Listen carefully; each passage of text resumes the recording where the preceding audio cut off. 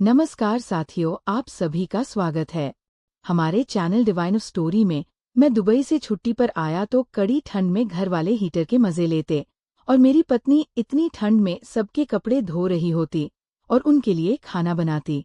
ये सब देखकर मैंने माँ से कहा कि बाकी लोगों को बोलो अपने काम खुद किया करें। तो माँ ने बवाल मचा दिया कि हम लोग अब तुम पर बोझ बन गए हैं तो हमें घर से निकाल दो। अगली सुबह नाश्ता देते समय सर्दी की वजह से पत्नी से ट्री गिर गई तो माँ ने गालियां देना शुरू कर दी। मैं तो कमरे से बाहर आए और पत्नी का हाथ पकड़कर, माँ ये उपहार मैं आपके लिए लाया हूँ। दीदी ये आपके लिए, भाई ये आपके लिए है। मैं एक एक करके सबको गिफ्ट दे रहा था। 5 साल बाद दुबई से वापस आया था और सबके लिए ढेरों शॉपिंग करके आया था। माँ के लिए सोने के कड़े लाया था, दीदी के लिए सोने के झुमके और बेटे के लिए खूबसूरत इम्पोर्टेंट खिलौने में कार लेकर आया था। भाई भाभी के लिए भी सोने की अंगूठी और उनके बच्चों के लिए खिलौने और चॉकलेट्स लेकर आया था। सब लोग अपने अपने गिफ्ट्स लेकर बहुत खुश हुए थे। जब मेरी नज़र सोने के सेट पर पड़ी, वह मैं अपनी पत्नी के लिए उपहार के तौर पर लेकर आया था। उसके लिए सबसे ज्यादा गिफ्ट लाए थे। सोने का सेट लिया था, कड़े बनवाए थे, अंगूठी बनवाए थे, परफ्यूम लिया था, कपड़े और कुछ ब्रांडेड लोशन और क्रीम वगैरह लाया था। मेरी पत्नी बहुत सुंदर थी और मैं चाहता था कि यह चीज़ इस्तेमाल करने के बाद उसकी सुंदरता में और निखार आ जाए। मैं जितने दिन उसके पास जाऊं उसे खुशबू आती रहे। माँ मधु कहाँ है? कब से देख रहा हूँ, लेकिन वो नजर नहीं आई। आखिरकार मैंने माँ से पूछ लिया। उन्होंने कहा कि वह पिछले आंगन में कपड़े धो रही है, पता नहीं पूरे हुए या नहीं। एक तो सुस्त बहुत है, तुम्हारी पत्नी सुबह से लगी हुई है। अगर अभी तक कपड़े नहीं धुले, माँ इतनी ठंड कड़क है और आपने उसे कपड़े धोने के लिए लगाया हुआ है। कोई काम वाली रख लेती या ऑटोमेटिक वॉशिंग मशीन लेकर ला देती, उसमें कपड़े धो लेती। इतने भी क्या कपड़े थे कि उसे धोने में इतनी देर हो गई। बेटा असल में हम सबके कपड़े धो रही है ना, इसी वजह से देर हो गई है। मैंने चौंक कर माँ की तरफ देखा, वो सबके कपड़े धो रही थी। हद से ज्यादा सर्दी थी। सब घर वाले हीटर कमरे में कंबल में डुबककर बैठे हुए थे। ड्राई फ्रूट्स और मूंगफली के मजे लिए जा रहे थे। बातें हो रही थी और मेरी पत्नी बाहर कपड़े धो रही थी। मुझे 3 से 4 घंटे हो गए थे घर आए हुए और मुझे नजर तक नहीं आई थी, यहाँ तक कि मिलने भी नहीं आई थी। ऐसा लग रहा था जैसे उसे मेरे आने का पता ही ना हो। माँ क्या मधु को पता है कि मैं आया हूँ? मेरी बात सुनकर माँ हड़बड़ा गई और कहने लगी, हाँ पता ही होगा। तुमने बताया नहीं क्या? मैंने कहा नहीं माँ, मेरी तो 1.5 महीने से बात तक नहीं हुई है। याद है आप ही ने आखिरी बार बात करवाई थी। उसके बाद कहा आप बात करवाती है, कहती थी, लेकिन आपने मायके भेज दी थी या किसी पड़ोसी के घर कह देती। मेरी बात सुनकर माँ का रंग उड़ गया था, मगर उन्होंने खुद पर काबू पाते हुए कहा, अरे कैसी पत्नी है जिसे पति के आने की खबर नहीं हुई। हम होते थे, तुम्हारे पिताजी बाहर खड़े होते थे और हमें पता चल जाता था कि वह आए हुए हैं। जाओ शिवानी, तुम जाकर देखो कि उसने कपड़े धोए या नहीं। उसे बताऊं कि तुम्हारा पति आया हुआ है। माँ ने मुझे जवाब दिया। इसके साथ ही भाभी ने कहा, जो सामने बैठी हुई थी। वहां पर सिर हिला तो अपना सामान उठाकर वहां से चली गई। मैं अपने कमरे में चला गया और थोड़ी देर बाद मधु भी कमरे में आ गई। मुझे देखते मुझसे लिपट गई, आंखों से आंसू बहने लगे। कहने लगी, आप आए हैं, आने से पहले बताया तक नहीं बता देते तो मैं कुछ और तैयार कर लेती, आपकी पसंद का खाना बना लेती या कम से कम अपनी हालत ही ठीक कर लेती। वो रो रही थी और साथ ही शिकायत कर रही थी। मैंने माँ की बात उसे बताकर उसका दिल बुरा करने के बजाय यही ठीक समझा कि उसे झूठ कह दूं। मैंने कहा, मैं तुम्हें सरप्राइज देना चाहता था, अगर तुम्हें बताकर आता तो तुम्हारे चेहरे पर ये अनोखी खुशी कैसे देखता। तुम कभी हंस हंस रही हो तो कभी रो रही हो। इस समय तुम बहुत ही खूबसूरत लग रही हो। मेरी बात सुनकर रोते रोते उसने अपने आंसू साफ किया और एक बार फिर से मेरे गले लग गई। कहने लगी, मैंने आपको बहुत ज्यादा याद किया। इसी तरह प्यार मोहब्बत की बातें करते हुए शाम हो गई थी। तभी दरवाजे पर दस्तक हुई। हम सीधे होकर बैठे तो माँ कमरे में आई और कहने लगी, मधु खाना बना लो, उठकर। देख नहीं रही कितनी रात हो गई है। सब लोग बाहर बैठे इंतजार कर रहे हैं कि खाना कब मिलेगा, और यहाँ पर खाना बनना ही शुरू नहीं हुआ। मुझे तो लगा था कि तुम किचन में होगी और खाना बन चुका होगा। मधु एकदम हड़बड़ा गई। कहने लगी, जी माँ जी, अभी उठकर बनाती हूँ। मोहित आए हुए थे और इनके साथ बैठी थी। समय गुजरने का पता ही नहीं चला। माँ ने कड़े तेवरे से उसकी ओर देखा, मगर मुझे देखता पाकर उसे अपने चेहरे के एक्सप्रेशन ठीक कर लेती है। मोहित, मैं खाना बना लूंगी, जल्दी बना लूंगी, फिर हम दोबारा बात करेंगे। मैंने फिर से उसे घरा तो वो जल्दी से कमरे से बाहर चले गए और किचन में जाकर खाना बनाने लगी। मैं भी उठकर बाहर लांच में आ गया। सब लोग वहीं बैठे हुए थे। बीच में हीटर लगा हुआ था और बातों में व्यस्त थे। सबने मुझे भी अपने पास बैठा लिया। मैं यहाँ पर एक बात बहुत ज्यादा नोट की थी। दीदी, दोनों भाभियाँ, सब माँ फ्री बैठे हुए थे, जबकि मधु अकेले किचन में लगी हुई थी और वहाँ कोई नौकरानी भी नजर नहीं आ रही थी। माँ, मधु अकेले खाना बना रही है। भाभी, दीदी, आप में से कोई उठकर उसकी हेल्प कर दे ताकि खाना जल्दी बन जाए। मुझे बहुत ज्यादा भूख लगी हुई है। मैंने ये सवाल करने के बजाय कि वह अकेले खाना क्यों बना रही है। मधु की मुश्किल आसान की थी ताकि उसकी हेल्प हो जाए और वो जल्दी से फ्री होकर मेरे पास आ जाए। इतने सालों बाद मैं आया था। उसे जुदाई का एक पल भी बर्दाश्त नहीं हो रहा था और उसे समय ही नहीं मिल रहा था मेरे लिए। पहले वो पूरा दिन कपड़े धोने में बिजी रही थी, अब खाना बना रही थी और बाद में किचन समेटने लग जाती, बर्तन धोने लग जाती। इसी तरह करते हुए वो जब तक कमरे में आती शायद मैं थक कर सो जाता था। मेरी बात सुनकर एक भाभी मुंह बनाते हुए उठ गई थी, जबकि दूसरी बहुत ही ढीठ बनी हुई बैठी थी। उसने जाकर मधु की हेल्प करवाई। खाना बनने के बाद मैं अपने खाना खाने के बाद अपने कमरे में आकर बेचैनी से मधु का इंतजार करने लगा, मगर घंटा बीत चुका था और मधु नहीं आई थी। आखिरकार मैं खुद ही तंग आकर कमरे से बाहर निकला और सीधा किचन में चला गया, क्योंकि मैं जानता था वो वहीं होगी और बात सच साबित हुई थी। वह किचन में बर्तनों के ढेर के साथ खड़ी थी। एक तरफ काफी सारे बर्तन धुले हुए रखे थे, मगर बहुत सारे बर्तन रखे हुए थे तो धोने वाले थे। मधु, तुम अकेले बर्तन क्यों धो रही हो? काम वाली कहाँ है? और भाभी को ही बुला लेती, वह तुम्हारी हेल्प करवा देती। तब मधु ने सर झुका लिया और कहने लगी, कोई बात नहीं, थोड़े से बर्तन मैं धोकर आ जाती हूँ। आप सोना जाइएगा, मुझे आपसे ढेर सारी बातें करने हैं। उसने प्यार भरी नजरों से मेरी तरफ देखते हुए कहा, तो मैंने उसका सर थपथपाया और उसके साथ बर्तन धुलवाने लगा। अरे आप ये क्या करें? जाइए ना, मैं खुद ही बर्तन धो लूंगी। ये कोई इतना भी बड़ा मुश्किल काम नहीं है जो मैं ना कर सकूं। उसने मुझे तसल्ली देते हुए कहा था और मैं किचन से बाहर निकलकर और किचन से निकलने की कोशिश करने लगा, मगर मैं जिद करके वही खड़ा रहा। उसके साथ बर्तन धुलवाने के बाद हाथ पकड़कर उसे कमरे में ले आया था। अगली सुबह फिर से सुबह हुई तो मधु कमरे से चली गई। मैंने उससे कहा कि मेरे पास ही लेटी रहो। तब वो कहने लगी, नहीं, सबके लिए नाश्ता बनाना है और ढेर सारे काम करने हैं। कामों की देर हो जाए तो मांझी बहुत ज्यादा डांटती है। उन्हें हर काम टाइम पर और अच्छे से चाहिए होता है, इसलिए मुझे अभी जाना है, वरना मेरी सामत आ जाएगी। आपका क्या होगा? आप तो मजे से माँ के ही पास लगकर बैठ जाएंगे। वो हंसते हुए कहकर चली गई थी, जबकि मैं सोच में पड़ गया था। घर के लोगों का व्यवहार मेरे लिए अजीब ही था। कोई भी मधु के बारे में बात नहीं करता था, उसका एहसास नहीं करता था। वह अकेले कामों में लगी रहती थी और कोई पूछता तक नहीं था। हालांकि होना तो ये चाहिए था कि मधु के पति की सबसे ज्यादा कमाई आ रही थी। उसे तो पलकों पर बिठाया जाता, उसके नाच नखरे उठाए जाते, मगर यहाँ पर तो सब कुछ उल्टा हो रहा था।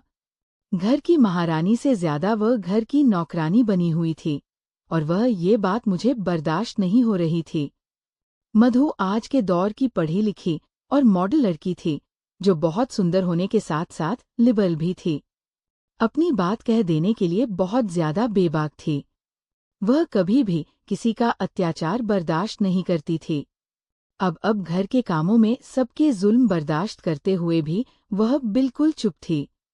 कुछ तो ऐसा था जो मेरी नजरों से ओझल था, जिसके बारे में पता लगाना जरूरी था। मैं चुपचाप उठा और कमरे से बाहर निकल गया। मेरी पत्नी अकेले नाश्ते की तैयारी में लगी हुई थी। मुझे देखकर बहुत ज्यादा गुस्सा आया। नाश्ता सबको करवाने के बाद उसे बर्तन इकट्ठे करके धोए और सबके कपड़े इकट्ठे करके धोने के लिए निकल गई, और यहीं पर मेरा धैर्य खत्म हो गया। मैंने कहा, माँ ये क्या है? क्यों मधु सबके काम करती रहती है? चलो खाना वगैरह बनाने तक तो ठीक है, लेकिन इस पर सब लोगों ने इतना बोझ क्यों डाल रखा है? जैसे आपको सर्दी लगती है वैसे इसको भी लगती है। मेरा इतना कहना था कि गजब हो गया। मधु ने भीगी आंखों से मेरी तरफ देखा, जबकि मेरी माँ को बहुत गुस्सा आया था, और माँ ने बोलना शुरू कर दिया। कहने लगी, हाँ हम तुम पर बोझ बन गए हैं। अगर इतना बोझ बन गए हैं तो हम अपने घर से निकाल दो मुझे। माँ तो कहाँ से शुरू हुई थी और कहाँ पर चल बसी? मैं माँ के कमरे में पास ही बैठ गया। कहने लगा, माँ मेरा ये मतलब बिल्कुल भी नहीं था, लेकिन सब लोग अपने अपने काम करेंगे तो मधु को भी इंसान समझे। कल से मैं आया हूँ और इसे मेरे पास बैठने के लिए टाइम तक नहीं है। इसे भी तो इतनी ही सर्दी लगती होगी ना। मैंने तरीके से बात की तो माँ हाँ कहकर चुप हो गई, लेकिन घूरने वाली नजरों से बार बार मधु की तरफ देख रही थी। वह अपना काम करने लग गई, और रात को जब कमरे में मेरे पास आई तो कहने लगी, मोहित मांझी से किसी भी तरह की शिकायत ना करिए, मैं कर लूंगी घर के काम, इतने भी मुश्किल नहीं है। मैंने हैरत से उसकी तरफ देखा। ये तुम क्या कर रही हो मधु? वो हंसने लगी। मधु बहुत मॉडर्न थी, और जब शादी होकर हमारे घर आई थी तब उसे एक भी काम करना नहीं आता था। मैं हंसा करता था जब वो छोटे छोटे काम के लिए भी इंटरनेट से मदद लिया करती थी। मेरे दुबई जाने के बाद वह सारे काम ऐसे सीख गई थी कि बिना चुके वह सारे काम कर दिया करती थी। पहले वह किसी की बात बर्दाश्त नहीं करती थी। अम्मा की डांट भी चुपचाप सह लिया करती थी। इसे इतना धैर्य कैसे आया? ये बात जब मैं उससे पूछी तो उसने मुस्कुराते हुए कहा, मोहित समय के साथ हर इंसान बदल जाता है। अगर मैं भी बदल गई हूँ तो इसमें कौन सी बड़ी बात है? अपना घर बसाने के लिए तो लड़कियां ना जाने क्या कुछ नहीं करती है। यह कहते उसके चेहरे पर एक पल के लिए उदासी छा गई थी। आंखों में कोई गहरा दुख नजर आया था। मैंने फौरन नोट किया था, लेकिन जब उससे पूछा तो अब बात बदल गई। कहने लगी, आपको वहम हुआ है, ऐसी कोई बात नहीं है। सुबह मैं अभी सोया ही हुआ था जब मधु कमरे से चली गई थी, और मुझे पता भी नहीं चला था। मैं कमरे से बाहर निकला तो एकदम बर्तन टूटने की आवाज आई। मैं जल्दी से आगे बढ़ा, मगर अगला दृश्य देखकर हैरान रह गया। मैं कभी हैरानी से मधु की तरफ देख रहा था तो कभी माँ की तरफ देख रहा था। कभी आंखें देखा झूठ लग रहा था और कान सुनों पर विश्वास नहीं हो रहा था। आज ठंडक हद से ज्यादा थी, मगर मधु ने सबके लिए नाश्ता बनाया था। अब सर्दी की वजह से उसके हाथ से कांप रहे थे। नाश्ता देते उसके हाथ से नाश्ते की ट्री गिर गई थी, और माँ ने उसे गालियां देना शुरू कर दी थी। माँ ने भी जहलाद की तरह हद कर दी थी। उसके माँ बाप की तक की गालियां दे रही थी। मैं माँ की बातें सुनकर एक पल के लिए हैरान हुआ था, और इससे ज्यादा हैरान मधु के लिए हुआ था, जो चुपचाप अपने माँ बाप के लिए खिलाफ इतनी बातें बर्दाश्त कर रही थी। मुझे वाकई नहीं लगा था कि ये मधु ही है जैसे मैं शादी करके अपने घर ले आया था। तब मैं आगे बढ़ा। मुझे अपनी पत्नी की इतनी बेइज्जती बर्दाश्त नहीं हुई। भाभी और दीदी सब मधु पर हंस रहे थे। बहन भाई भी सारा तमाशा देखते हुए नाश्ता कर रहे थे। सबके चेहरे पर दबीदबी मुस्कुराहट थी। मैंने जाकर मधु का हाथ पकड़ा और कहा, आज के बाद तुम्हें कोई जरूरत नहीं किसी के लिए नाश्ता बनाने की। सब अपने अपने काम खुद कर सकते हैं। चलो मेरे साथ। ये कहते हुए मैं मधु का हाथ पकड़कर उसे कमरे में ले आया। बेड पर बैठाने के बाद मैंने दरवाज़ा लॉक किया और उसे सख्ती से कंधों से पकड़ लिया। कहने लगा, मुझे बताओ क्या बात है, जिसकी वजह से तुम ये सब कुछ बर्दाश्त कर रही हो। तुम ऐसी तो बिल्कुल भी नहीं थी। तुमने ऐसी कौन सी गलती की है जिसकी सजा खुद को ऐसे दे रही हो? मुझे बताओ, घर वालों ने ऐसा क्या रख कर रखा है जिससे तुम डर कर तुम्हें इनके आगे जुबान खोलने तक ही नहीं देती, और तुम मुझे भी चुप करवा देती हो। अपने लिए स्टैंड क्यों नहीं लेती? मेरी बात सुनकर मधु की आंखों से आंसू बहने लगे और वो कहने लगी, ऐसा कुछ भी नहीं है। मुझे जाकर अपना काम करने दीजिए। आप ना जाने कौन कौन से वहम पाल लेते हैं। बस मुझे अच्छा नहीं लगता किसी के आगे जुबान चलाऊं या किसी को उसकी बात का जवाब दूं। सबको समय ही उनके बुरे व्यवहार का जवाब दे देगा। ये कहने के बाद मधु उठकर कमरे से बाहर निकल गई और मैं अपना सर पकड़ लिया। ना तो वह मुझे बताने के लिए तैयार थी और ना ही माँ, लेकिन जरूर कुछ ऐसा था जिसकी वजह से वो ब्लैकमेल हुई थी और घर वालों ने उसकी इस बात का फायदा उठाना शुरू कर दिया था। फिलहाल मैंने भी सोच लिया था कि जो बात भी आते जरूर पता लगा कर रहूंगा, लेकिन मुझे कुछ भी पता लगाने की जरूरत ही नहीं पड़ी थी। माँ और भाभी लोग आपस में बातें कर रहे थे और मैंने उनकी सारी बातें सुन ली थी। मुझे वाकई अपने कानों पर विश्वास नहीं हो रहा था कि मधु मेरे साथ ऐसा कैसे कर सकती है, और घर वाले वह तो कम से कम मुझे सच बता सकते थे, मगर सब कोई अपने अपने फायदे की पड़ी थी। यहाँ से जाने के लगभग 1 साल की बात है। घर में कोई आदमी गुस्सा आया था और घर वालों ने मधु पर इल्जाम लगा दिया था कि तुम्हारा पति इंडिया से बाहर है और तुमसे पति की दूरी बर्दाश्त नहीं हो रही है, इसलिए गैर मर्दों को कमरे में बुला लिया है। मधु से सफाइयां दी थी, मगर किसी ने विश्वास नहीं किया था। उल्टा मधु को धमकियां देनी शुरू कर दी थी कि वह मुझसे मधु को डिवोर्स दिलवा देंगे और उसके चरित्र के बारे में मुझे बताएंगे। तभी मधु उनसे दब गई और जैसा जैसा घरवाले कहते गए वो उनकी हर बात मानती गई। मुझसे दूर ना जाने होने की खातिर उसने अपने व्यक्तित्व को कहीं पीछे छोड़ दिया था। मुझे खुद पर भी बहुत गुस्सा आया कि मैं अपने घर वालों के बीच उसे छोड़कर चला गया था और कभी उसे उसका हालचाल पूछने की कोशिश ही नहीं की थी। काश मैं उसे अलग से मोबाइल ही दे देता जब उसे उस पर कयामत गुजर रही थी। वह तभी मुझ पर इस बात का सचेत कर देती। घर वालों ने इसे ब्लैकमेल किया था और वो हो गई थी और उनकी हर बात नौकरानियों की तरह मानने लगी थी। घर वालों को अब भी लगता था कि उस इंसान को मधु ने ही बुलाया था। उनकी नज़र में मर्दू चरित्रहीन और बचलन है जिसके गैर मर्दों के साथ संबंध है, मगर उसके बावजूद घर वालों ने मुझे ये नहीं बताया ताकि वह मेरी कमाई खा सके और मेरी पत्नी को ब्लैकमेल करते हुए सारी जिंदगी अपने इशारों पर नचा सके। मेरे साथ किसी ने वफा नहीं की थी।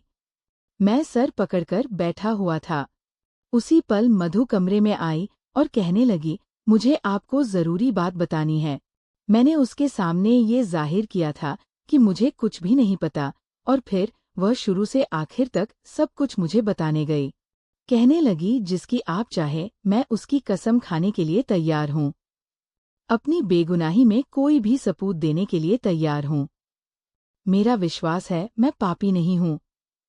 मेरा उस इंसान के साथ कोई संबंध नहीं था, लेकिन आपके घर वालों ने मुझे उस आदमी की धमकियां देकर एक बेगुनाह को गुलाम बना लिया है। अब मैं जान गई हूँ वह आपके साथ भी अच्छे नहीं हैं, क्योंकि अगर वह आपके साथ अच्छे होते तो आपको सच्चाई बताते। वही सच्चाई जिसके बारे में उन्होंने अंधा विश्वास कर रखा है कि मैं बदचलन हूँ। लेकिन उन्होंने आपसे ये बात छुपा ली। वह सिर्फ मुझसे बदला लेना चाहते हैं और मुझे दबाकर रखना चाहते हैं ताकि आपके पैसे पर अय्याशी कर सके। मैं इतने समय से आपकी वापसी का ही इंतजार कर रही थी। चाहती थी कि आपके जाने से कुछ दिन पहले आपको बता दूं। फिर इसका फैसला आपके हाथ में होगा, मगर इससे पहले आपके साथ कुछ समय गुजारूं, कुछ अच्छी यादें बना लूं ताकि आप मुझे छोड़ भी दे तो ये यादें मेरी जिंदगी भर का साथी बन सके। आप मुझे गलत मत समझना। चाहते हैं तो समझ लीजिए, मुझे छोड़ना है तो छोड़ दीजिए, मगर मेरी एक बात याद रखिएगा, मैंने उस आदमी को नहीं बुलाया था। मैं शुरू दिन से आपके साथ वफादार हूँ और हमेशा वफादार रहूंगी। मधु की बातें मेरे दिल को झकझोर गई थी। मैंने उसे गले लगाया और चुपचाप दुबई वापस चला गया। मधु से भी कुछ नहीं कहा और अपने घर वालों से भी कुछ नहीं। दुबई जाने के बाद मैंने मधु के पेपर्स बनाए और उसे हमेशा हमेशा के लिए अपने पास बुला लिया, क्योंकि अब उसे अपने घर वालों के सहारे पर नहीं छोड़ सकता था। क्योंकि मैं जान गया था कि सारी साजिश मेरे घर वालों ने जानबूझकर की थी। उस आदमी को भी उन्होंने ही बुलाया था ताकि मधु के साथ इल्जाम लगा सके और उसे दबाकर रख सके। मैंने अपने घर वालों के रिश्ते किसी काम के जो सिर्फ मतलब के हो। तो दोस्तों, उम्मीद करती हूँ आपको हमारी कहानी पसंद आई होगी। कहानी पसंद आई है तो वीडियो को लाइक करें। चैनल पर नए हैं तो चैनल को सब्सक्राइब करें और हाँ, नोटिफिकेशन बेल को जरूर दबाएं ताकि अगली अपडेट सबसे पहले आपको मिले।